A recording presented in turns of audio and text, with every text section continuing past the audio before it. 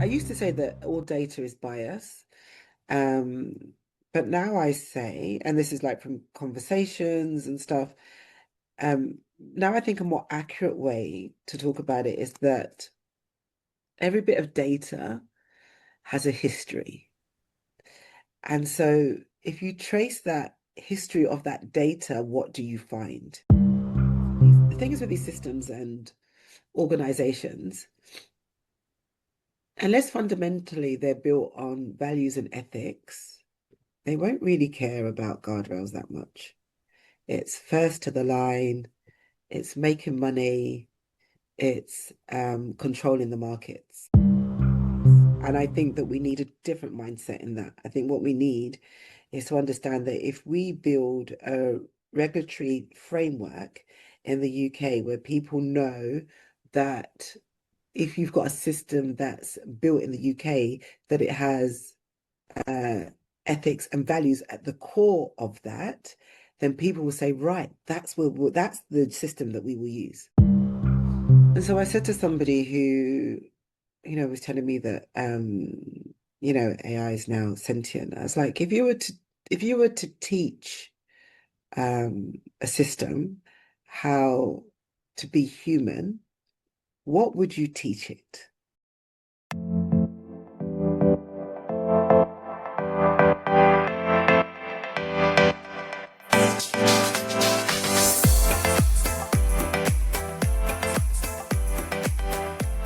Welcome to the AI Adoption Podcast. I'm your host, Professor Ashley Braganza, and it gives me great pleasure to welcome Dawn Butler, a Member of Parliament for Brent East, to this episode. Dawn, before I go much further, if I could ask you to tell the audience a little bit about yourself, please. My name's Dawn Butler. I'm the Member of Parliament for Brent East. I'm also on the Speaker's AI Commission, looking at how we use AI in Parliament and the effects on our democracy. Dawn, I guess you started with the word democracy, and I think if we could maybe kick off by looking at what you think the impact of AI is going to be on things like human rights. It's actually beyond our comprehension on how AI is going to affect us going forward, because it's developing at such a pace that it is impossible to keep up. And so, if you take our democracy, for instance, in other countries, they've already seen how AI manipulation, deep fakes, how that's affected democracies. And in fact, there are organizations that are selling their services in a way that says, if you want to win an election, pay us and we will win it for you. And that really should send a shiver down everybody's spine that how we're using this is not a new technology, but it's now advanced technology to manipulate people or coerce people in a way that you may not even know it's happening. So I think we really have to somehow do what we can in this current time to understand our limitations, but to put some rails around what we can control. So we know we can't control the advancements of AI, generative AI, quantum computing. We know we can't control that. So what can we control? What can we put guardrails down as a safety measure? And I think that's us, the person, the human being. Now we know in Denmark they've protected all of their citizens. They have a different intellectual property and different copyright laws to us in the UK. So what we have to do is make sure we put in some legislation where we can put guardrails around us as the person, our voice, our image, um, and that I think is necessary because ultimately every time somebody clicks yes, I agree to terms and conditions, they don't really know what they're agreeing to. They just want to get on with what it is that they've downloaded. They want to play solitaire or chess or whatever it is. Who wants to read 24 pages of terms and conditions just to play a game? So you just click on it, and you could be mistakenly given away access which you don't really want to if it was just in plain speak and on one page of A4. So, yeah, there's a lot to unpack, to be honest, Ashley. You've identified an issue which I think is going to be fundamental to how society evolves going forward. Um, in terms of looking at this notion of democracy, then, and if we look at how it's going to impact on elections, what are your thoughts in terms of how we might guard against that? What should we be doing to guard against those rights that we take as citizens in the UK? There's so many aspects to this. So one is deep fakes and fake news. How do we safeguard against that? That's almost impossible. And but by the time you amend or you have a rebuttal to a lie or a deep fake, it's too late. And people are not interested because obviously the deep fake is quite often sensationalized, and do you know what I mean? You get that clickbait. So it's almost too late once it's gone round. There is a saying, isn't there, that by the time the truth, but was it the lie goes round the world by the time the truth has time to put its boots on? Something similar to that, or different iterations of that. So, so that's almost a losing battle, but it's still important to do. So we need a central place where you can go and get correct information. So where you can put in a video that you've watched, for instance, and say, has this been manipulated and how has it been manipulated? What are the timestamps, etc., etc.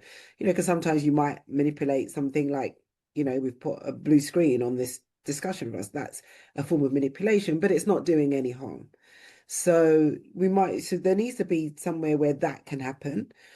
There are phone manufacturers now and other software companies that are trying to inbuild that into like an app on your phone. So we need that, but ultimately, uh, we need for people to know that it is estimated that 95% of what you see online and social media has some form of AI manipulation. It's AI generated. Doesn't necessarily mean it's fake news, but some of it is. And the 95% is pretty high. So um we need to ensure that people have the mental capacity to understand this, to know that you're not stupid to fall for um fake news or something you've seen or heard and you think is real. It's very easy right now to put words into other people's mouths, literally.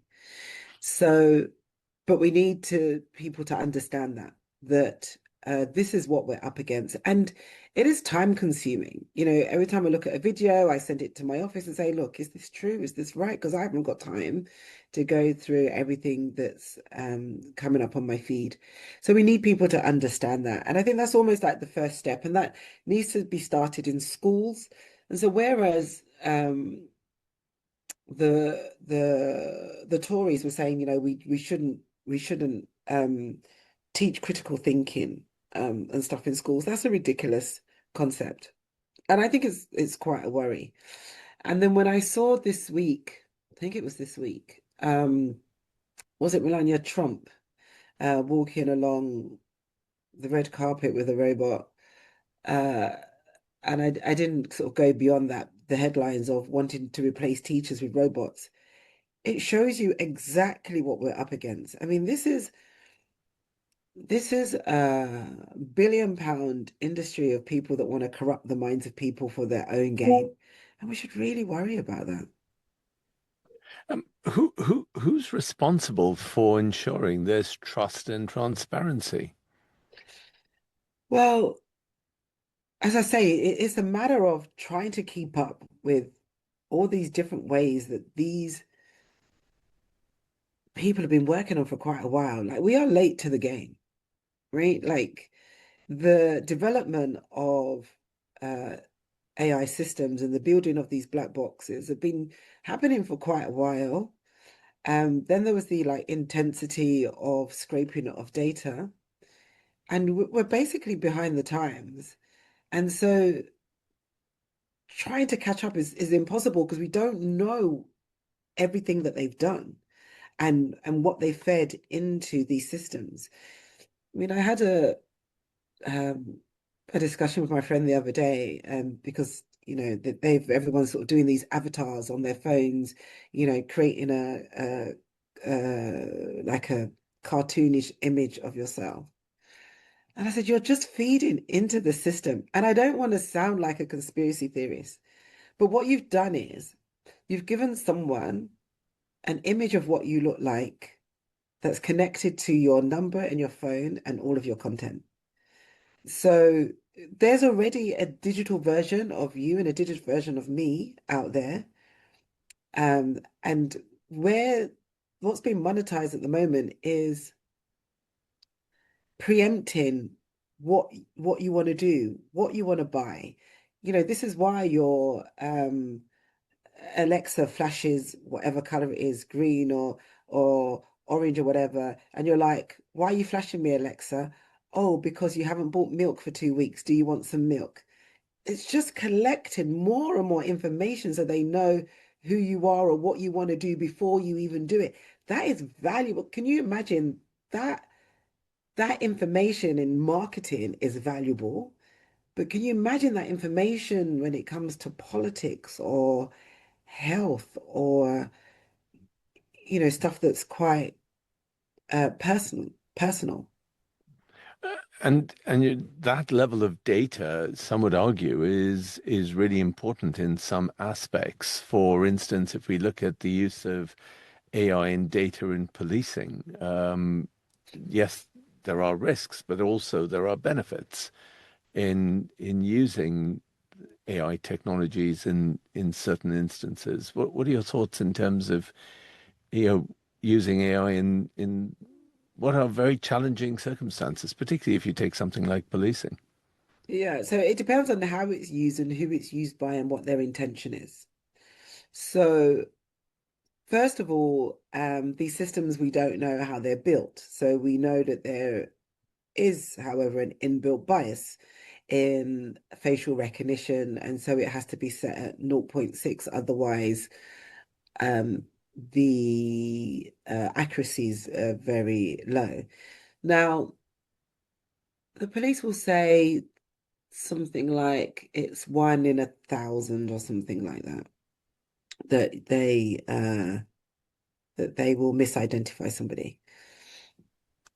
Um, that's still a person, Hmm. even though it's the case. And to be misidentified means that you are being accused of something you haven't done.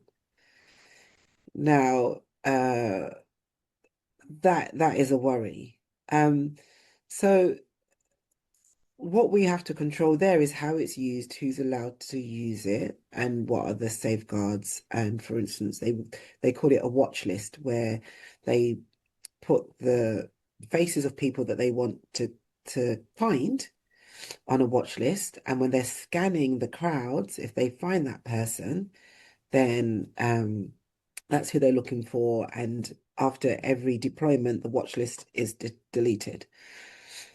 Um, so yes, in regards to finding a missing person, you can imagine like how useful that can be to find a missing person. Um, but as I say, it is the safeguarding because ultimately we rely on tech, and I like tech, and we rely on tech. And if you feel that the computer says that you are this person, you you are totally convinced, you put all your efforts behind that, thinking that you're right because the computer tells you you're right and the computer can be wrong. And it's getting to a stage where people don't believe that the computer can be wrong.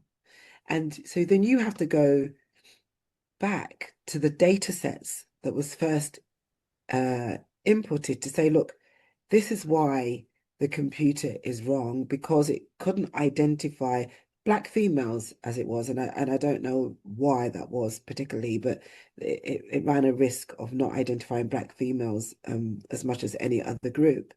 And also, if say they deployed the live facial technology in audiences where it's predominantly black, then it gets completely confused.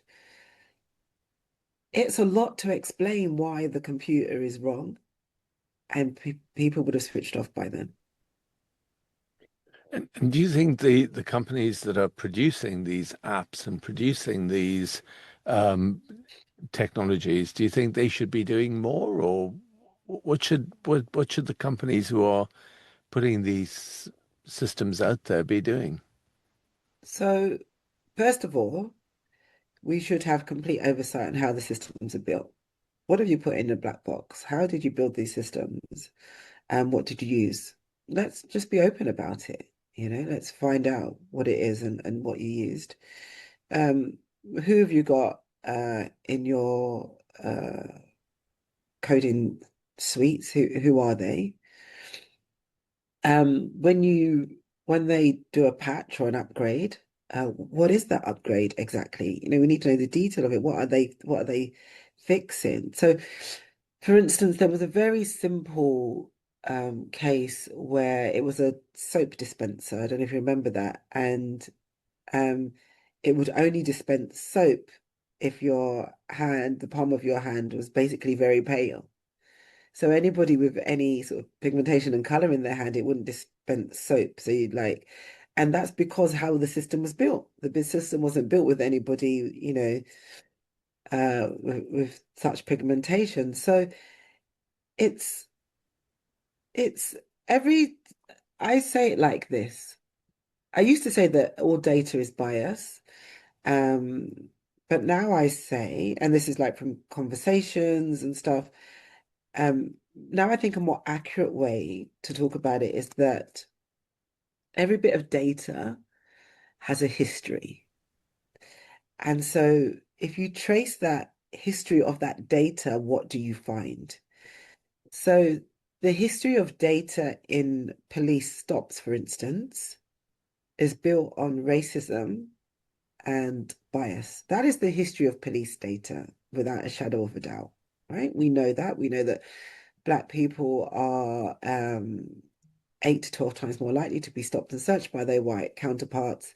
You're more likely to see a Black man with a weapon, even if he hasn't got a weapon. You're more likely to smell cannabis in a car that's being driven by a Black man, even if they don't smoke. So it's based on bias itself. So this is what you're now building a system on, or these systems are being built in countries that don't have any diversity. So, where are they getting their information from? So every single bit of data has a bias. And often when I talk about it, people, especially when it comes to race and racism, people switch off, they feel like you're accusing them, they get offended. And you're like, in 10 years' time, this is going to affect like Black and brown people more than anybody else, right? So we haven't really got time for that kind of fragility when things are moving at such a fast pace. But what I do is I then talk about, and I think he was at the evidence session when I'm not sure if I talked about this with you there, but body mass index. So body mass index, everybody knows about BMI. Um, and I was really surprised when I started delving deeper into BMI. And it was never supposed to be used in the medical industry. It was a mathematician that looked at 2,000 white men and took the average of them and created BMI. It was never supposed to be adopted for the medical world, but yet still that is a lot of what your medical procedures are based on. Now they've changed it very much because of the discussions that we've had, the exposure to how inaccurate it is for for white men of this generation, not, white men 2000 years ago, nothing like white men now. So white men of this generation, let alone black and brown men, so or women. So I try to get people to understand that once you build something like BMI in the system, so the health system would be like, well, the answer is no, because your BMI is says that you're sort of Mhm. overweight, and you're like, well, that BMI does not relate to who I am as a person. And I hope that gives a lot more food for thought in regards to in building biases into systems. Yeah, and I guess it leads on to you mentioned guardrails earlier, and I just wonder whether are guardrails sufficient in terms of companies putting in place guardrails, or do you think it needs some kind of greater levels of regulation or even legislation? Unless fundamentally they're built on values and ethics, they won't really care about guardrails that much. It's first to the line, it's making money, it's controlling the markets. So uh, yes, we can talk about guardrails, but I think with companies and manufacturers, but I think when you start fining companies in a meaningful way, so we need legislation and we need legislation that's strong and powerful, and it needs to have teeth, and it needs to be able to fine these organizations who deliberately design systems uh, that they know to be biased or wrong or addictive. And I think that's the only way that it's going to work. And if you think about it, sometimes people compare it to a car and how you couldn't stop the progress of a car, but what you could do is implement seat belts and say, right, okay, well, you have to have seat belts. And then you had legislation that says you have to wear your seat belts. So that's the kind of thing that we need to do. Uh, and equally, there are lots of people who say that if you bring in regulation, you bring in legislation, it kills off innovation. It kills off, creating new, interesting, novel products and services. What's your take on this balance between regulation and innovation? I don't believe that's the case. And I think that we need a different mindset in that. I think what we need is to understand that if we build a regulatory framework in the UK where people know that if you've got a system that's built in the UK, that it has uh, ethics and values at the core of that, then people will say, right, that's the system that we will use. So it's the same as what we talked about earlier in regards to having a place where you can go, where you can put this through the filter, and you know that this is legit. So um, there's going to be a time, and I don't know when, but there'll be a time where people will be looking for the ethical values because some of the systems out there are being used in such an inhumane way or that causes damage. And so I disagree with that. I guess one of the issues then is around if I cycle back, Dawn, to this issue of democracy and looking at what that means in people's kind of day-to-day lives. Um, what are your thoughts in terms of how these technologies may be playing out in their day-to-day lives? It's so easy to get addicted to your feed. It is so, so easy. I mean, I've, my other half was like, put your phone down, because you're on it and you're scrolling and then it goes into something else and then you're like, hang on, is that right? And you go back. And so it's really interesting what the solution is to the problem. And it's not simple. But ultimately, um, so I think in part it's okay. So for me, there's so much, there's so many parts to this, like in my mind. I think first of all, we have to teach people human connections and how to communicate. And I think that is part of the solution to this. Um, so where I've had sort of discussions with people where they say that AI is sentient, for instance, uh, we're having to redefine um, human intelligence, artificial intelligence. We're having to redefine all of these things. And so I said to somebody who, was telling me that AI is now sentient. I was like, if you were to teach a system how to be human, what would you teach it? Because that to me is like very like, have we considered what it is that makes us sort of uniquely human? And I feel that's the debate we need to be having, and we're not sort of having that debate enough. And to think about that. I mean, there's a lot of things that come through that, people, kindness. Can you teach AI to be kind? You can teach an AI to maybe have some generate some kind words. Can you teach an AI to be kind? I don't know. A bot to be kind, I don't know. But that is that is what I think we have to get to.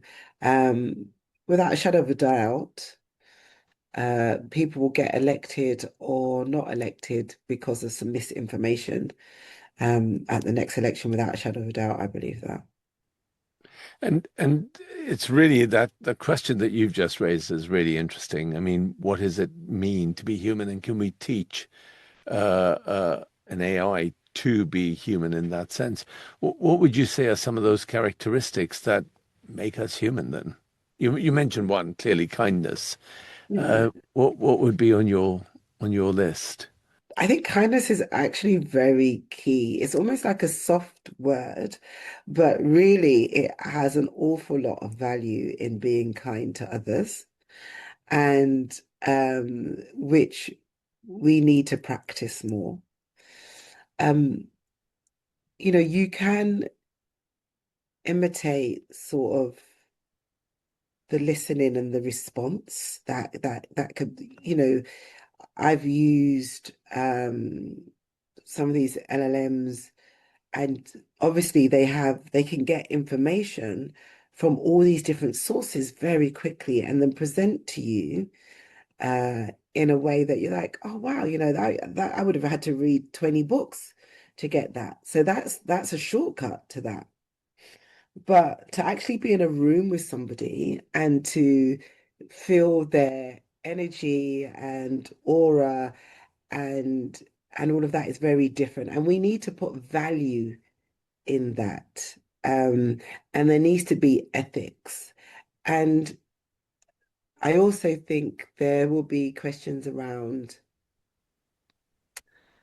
finance and monetization. All this talk about AI is going to take all your jobs, all our jobs. Mhm. Then what are we saying to young people who've never had a job? What, are they never going to have a job? So then what are they going to spend their days doing? What is it left for them to do if they're not going to work? So this is a huge debate, which I think is going to change uh, social order, uh, and how we live and what we consider to be valuable. And it's important that we don't, because some people want us to lose sight of that. Can you imagine getting rid of teachers and No. implementing like computers that teach your kids that could be hacked? And then what's your kids being taught? Or, the burning of certain books. I mean, yeah, it's very interesting where this debate and discussion will lead us.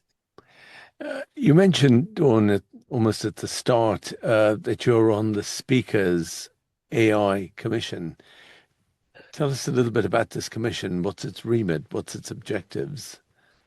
So what we're looking at is how Parliament uses AI, what parliamentarians use it for, where it is useful, and what we should be mindful of.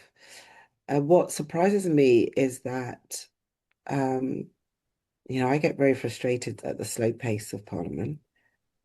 But we've spoken to other parliaments um, globally, and they're behind us. And I'm like, oh my God, I think that like really behind, and they're behind us.